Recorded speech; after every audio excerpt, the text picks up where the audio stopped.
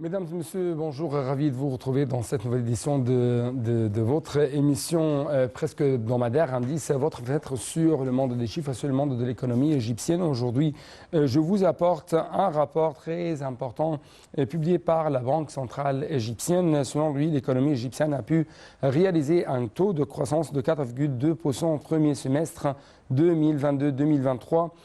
Autre chose, ce qui est d'après lui, ou d'après la banque, d'après elle, ce qui est proche de la moyenne de la période quinquennale 2018, 2019, 2014, 2015, qui a précédé la pandémie du coronavirus. Donc, pourquoi cette poussée, pourquoi cette relance, notamment dans les revenus de l'économie égyptienne, dans la croissance du PIB de l'économie égyptienne, selon le rapport, ça a dû en raison de la croissance continue des exportations nettes, poussée par la hausse de la croissance des exportations, la baisse des importations des biens et des services, alors que les prix mondiaux augmentent, la monnaie locale se déprécie et la consommation du secteur des ménages s'accroît. Autre chose, la Banque centrale a expliqué dans son rapport sur la stabilité financière de 2022 que l'économie égyptienne avait pu continuer à remplir ses obligations, ses engagements en matière de devises étrangères grâce à sa capacité à maximiser les ressources de sa monnaie à la lumière du coût élevé des prêts ou des emprunts quand même à l'échelle mondiale et du ralentissement des émissions obligataires internationales. L'économie égyptienne, selon la Banque centrale égyptienne, a pu attirer un plus grand nombre de touristes, augmenter ses revenus du canal de Suez, attirer davantage d'investissements directs étrangers dans divers secteurs, en plus de son solde de réserve internationale net suffisant pour couvrir la dette extérieure à court terme, en plus de l'offre de la première émission de Sukuk islamique souverain en février 2023. Autre chose, le secteur bancaire a également continué à assurer le financement nécessaire à toutes les activités économiques avec de bons indicateurs de solidité financière représentés par un niveau élevé de solvabilité financière de 11% en décembre 2022 contre un niveau de 12,5% comme limite de contrôle fixée par la Banque centrale. Donc, il y avait quand même, si je peux dire, un indicateur très important. La stabilité de ces indicateurs montre la capacité du secteur bancaire de faire face et à absorber de nombreux chocs récents et à contenir quand même leurs répercussions. Donc, plusieurs points à discuter à travers les analyses et les explications de notre invité de marque, docteur Amr Hamed, le professeur de l'économie, qui se trouve actuellement en Université internationale. Monsieur Amr Hamed, bonjour, vous êtes toujours le bienvenu sur NAL TV International. Bonjour. Bonjour monsieur. Donc c'est presque inattendu de voir l'économie égyptienne arrive à un tel taux de croissance de 4,2% selon la Banque centrale égyptienne. Donc pourquoi selon votre point de vue et selon les données qui ont été présentés et publiés quand même au sein de ce rapport sur la stabilité financière? Pour commencer, je dois relier la situation de l'économie égyptienne avec les nouvelles que l'Égypte a déjà joint l'organisation du BRICS, qui, si ça preuve quelque chose, il preuve que l'économie égyptienne, notamment ces jours-ci, est à très important rond-point pour achever un développement réel dans tous les paramètres économiques en général. Si on parle d'un taux de croissance de près de 5%, ou même si vous voulez 6%, oui, 4,2% selon la Banque centrale. Près de 6% même, peut-être dans 2 ou 3 ans au maximum. Mais ce qui est important pour achever le développement, c'est d'écarter la différence entre les riches et les pauvres dans l'économie. Alors ça, peut-être c'est un but que je crois que le gouvernement maintenant a mis comme un but principal de fermer la différence entre les riches et les pauvres. Ça, c'est très important.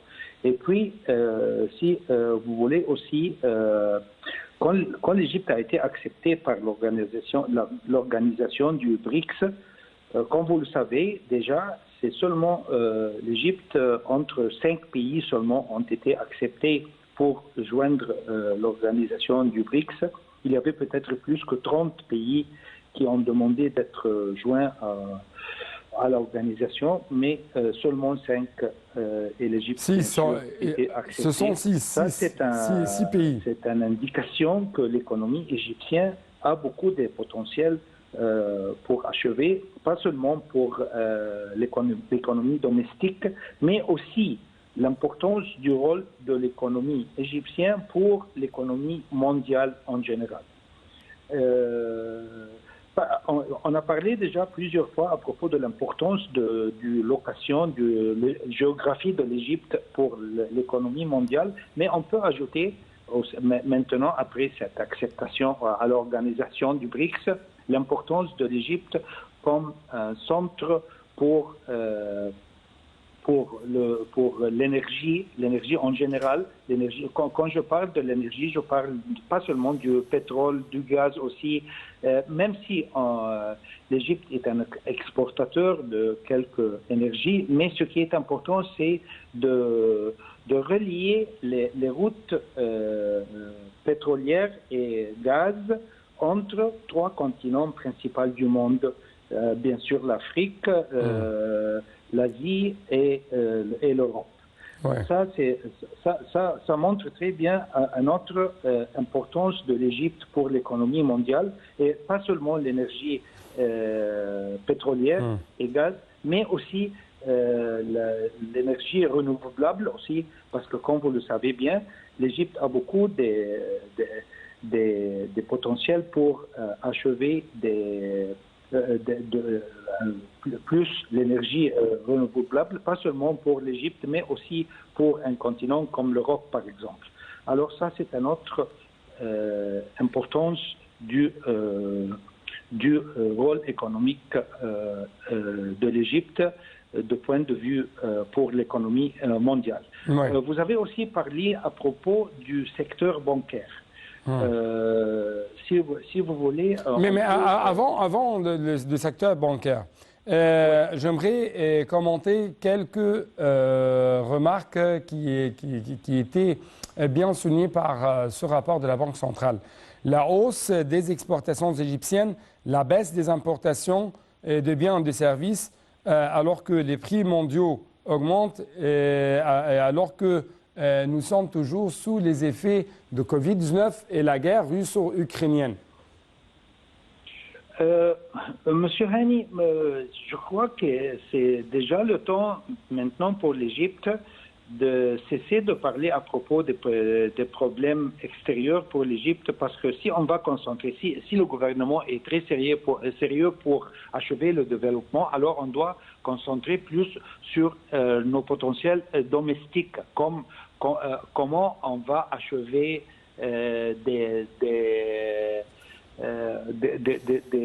comment dire, des jumps à propos du, comment on dit, des élans.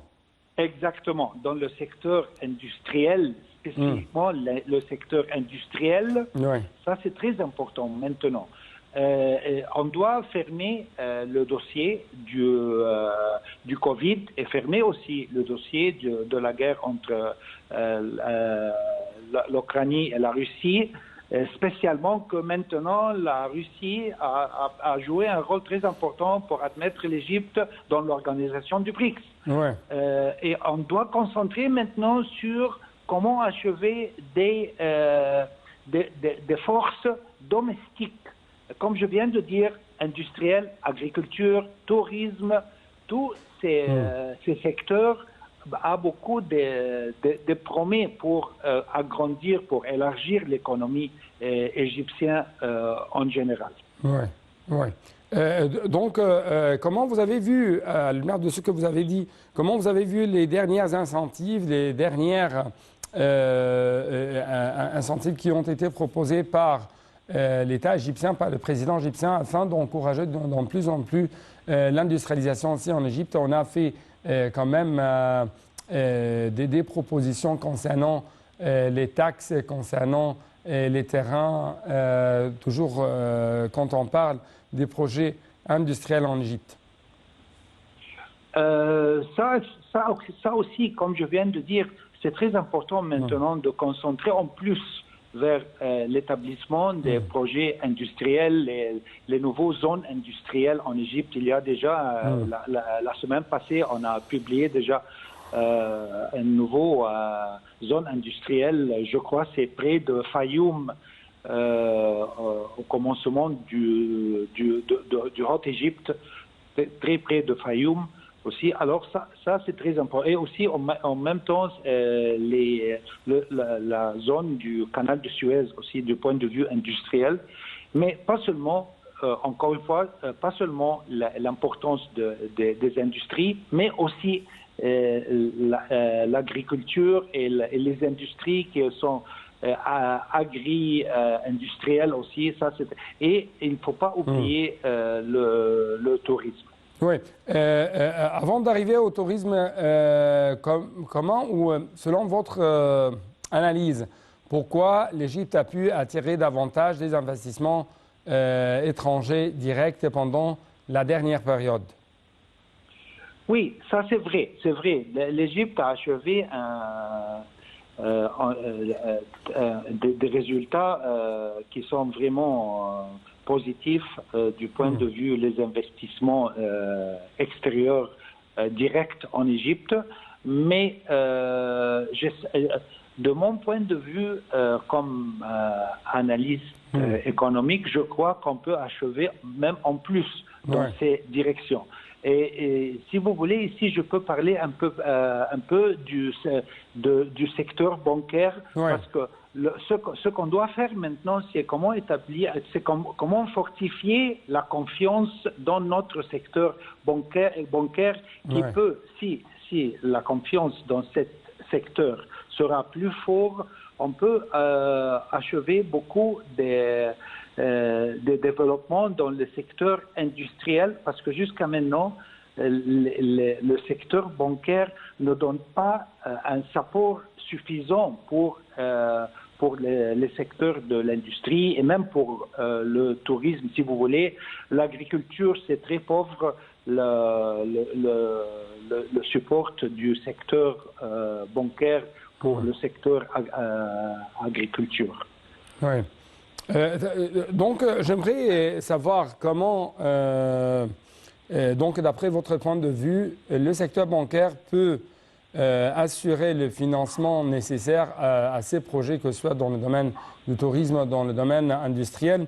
Par exemple, la Banque centrale a noté que le secteur bancaire a continué à assurer le financement nécessaire à toutes les activités économiques avec de bons indicateurs de solidité financière représentés par un niveau élevé de solvabilité financière de 19% en décembre 2022 contre un niveau de 12,5% comme limite de contrôle fixé par la Banque centrale. Donc, comment, encore une fois, le secteur bancaire peut, selon votre point de vue, arriver à plus d'assurance au projet économique ici en Égypte, alors que vous trouvez qu'il y a une sorte de restriction, ce n'est pas restriction, une sorte de hausse dans les taux d'intérêt au niveau mondial?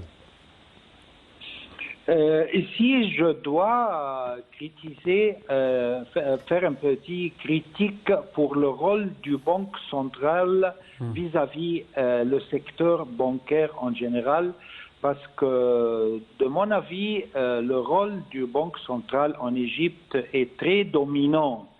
La Banque centrale égyptienne ne donne pas la liberté pour toutes les banques en Égypte d'avoir une relation directe avec tous les clients, spécialement les clients industriel, Ouais. si vous voulez. Ce qu'on appelle le... vous appelez à plus de les compagnies, je flexibilité. veux dire, les compagnies, les industries. Je ne parle pas Ouais. à propos des Monsieur- individuels, ce qu'on Ouais. appelle le retail banking, pas de problème. Oui, monsieur Quand on Amr, parle des monsieur Amr individuels, Salah, pas de problème. monsieur Mais le Amr Salah, problème, malheureusement, c'est la relation entre... monsieur Amr Salah, malheureusement, je n'ai plus de temps pour vous donner plus d'espace pour nous expliquer un peu plus ce point, parce que c'est le temps de finir, de clôturer cette édition. Merci beaucoup, chers téléspectateurs, à la prochaine.